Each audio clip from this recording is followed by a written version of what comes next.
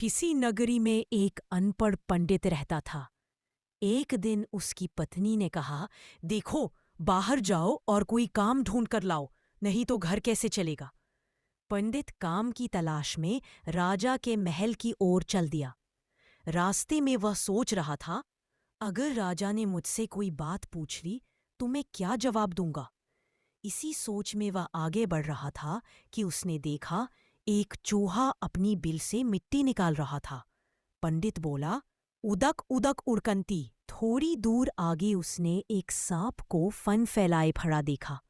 पंडित बोला, लंबा गैत करंती। सांप पंडित को देखकर भाग गया। पंडित बोला, सोनू दास भागंती। आखिरकार पंडित राजा के महल पहुंच गया। राजा ने कहा, पंडित जी, कुछ सुनाइए। पंडित ने वही 3 वाक्य दोहरा दिए, उदक उदक उड़कंती, लंबा गैत करंती, सोनो दास भागंती। राजा यह सुनकर बहुत प्रसन्न हुआ। उसने सोचा, यह बात मैं अपनी रानी को जरूर बताऊंगा। वह रात भर अपने कमरे में यही पंक्तियां याद करता रहा। इसी दौरान एक चोर राजा के कमरे में चोरी करने आया।